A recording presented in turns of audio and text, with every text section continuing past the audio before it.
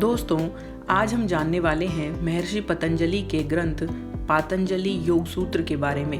महर्षि पतंजलि योग सूत्र के मूल लेखक नहीं वरन संकलनकर्ता माने जाते हैं। उन्होंने अपने समय में प्रचलित योग की विभिन्न पद्धतियों को एकत्र कर उनको सूत्र रूप में अपने ग्रंथ में संग्रहित किया। यह संपूर्ण ग्रंथ सूत्र में ही लिखा गया है, जिसमें 195 सूत्र हैं। योग सूत्र योग पर लिखा गया सर्वप्रथम सुव्यवस्थित ग्रंथ है। यह लगभग 200 ईसा पूर्व में लिखा गया था। यह योग विषय पर लिखी एक सुव्यवस्थित कृति मानी जाती है। यह ग्रंथ 4 अध्यायों या फिर पादों में बटा हुआ है, जो योग के विभिन्न बड़े बड़े सिद्धांतों और विषयों पर लिखा गया एक संक्षिप्त रूप है। इसमें दार्शनिक विचारों व सिद्धांतों को बड़े ही सरल व प्रामाणिक ढंग से प्रस्तुत किया गया है। योग सूत्र के 4 पाद हैं: समाधिपाद, साधनपाद, विभूतिपाद और कैवल्यपाद। चलिए सबसे पहले पाद समाधिपाद को जान लेते हैं। इस पाद में पतंजलि ने योग की परिभाषा दी है, साथ ही समाधि की स्थिति को प्राप्त करने के लिए यौगिक पद्धतियों का वर्णन भी किया है। इस पाद में सूत्र रूप में कहा गया है योग चित्त वृत्ति निरोधा, अर्थात चित्त की वृत्तियों का निरोध यानी रोका जाना ही योग कहलाता है। मन में उठने वाले अनगिनत विचारों को ही चित्त वृत्ति कहते हैं। अभ्यास द्वारा इन विचारों को रोकना ही योग है। इस पाद में बताए गए अभ्यास सामान्य योगाभ्यासी के लिए नहीं है, अपितु उच्च कोटि के साधकों के लिए हैं, जिनका चित्त यानी मन पहले से ही विचार शून्य यानी स्थिर हो चुका है। ईश्वर प्राणिधान अर्थात ईश्वर की भक्ति की चर्चा भी इसी पाद में की गई है। साथ ही योग के दार्शनिक स्वरूप को भी बहुत ही सुंदर ढंग से समझाया गया है। अब बात करते हैं साधन पाद की। साधन पाद में योग प्राप्ति के विभिन्न साधनों का वर्णन किया गया है।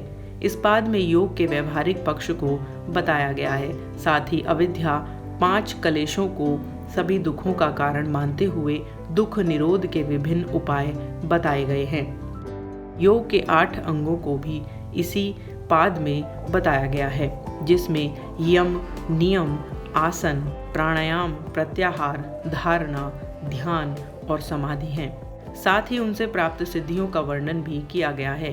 कर्मफल का सिद्धांत भी इसी पाद के अंतर्गत आता है। अब बात करते हैं विभूति पाद की। धारणा, ध्यान और समाधि के वर्णन से शुरू होने वाले इस अध्याय के अंतर्गत बड़े ही रहस्यास्पद एवं रोचक विषयों का समावेश देखने को मिलता है।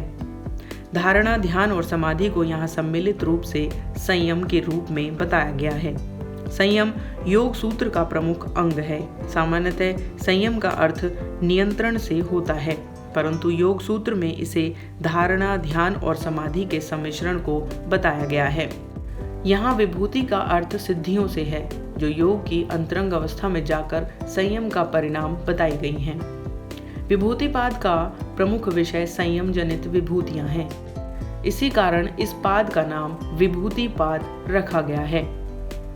अब बात करते हैं कैवल्यपाद की। यह चौथा और अंतिम पाद है, जिसमें 34 सूत्र हैं। यह अध्याय योग के चरम लक्ष्य कैवल्य की स्थिति को बताने वाला है। इस अध्याय के अंतर्गत भी योग के दार्शनिक स्वरूप पर विस्तृत चर्चा देखने को मिलती है।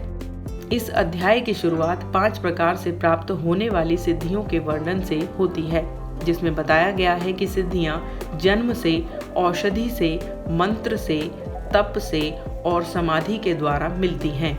समाधि द्वारा प्राप्त सिद्धियों को शुद्ध माना गया है, क्योंकि समाधि में वासना जन्य संस्कार नहीं रहते, अतः यह सिद्धि पवित्र संस्कार वाली होती है। अंत में कैवल्य का स्वरूप बताकर इस अध्याय की समाप्ति के साथ योग सूत्र की भी पूर्णता हो जाती है। इस तरह महर्षि पतंजलि ने योग सूत्र में किसी भी प्रकार के अतिरिक्त शब्दों का प्रयोग नहीं किया। यही इस ग्रंथ की विशेषता भी है। तो आशा करती हूँ आप समझ गए होंगे कि पतंजलि योग सूत्र क्या है। धन्यवाद।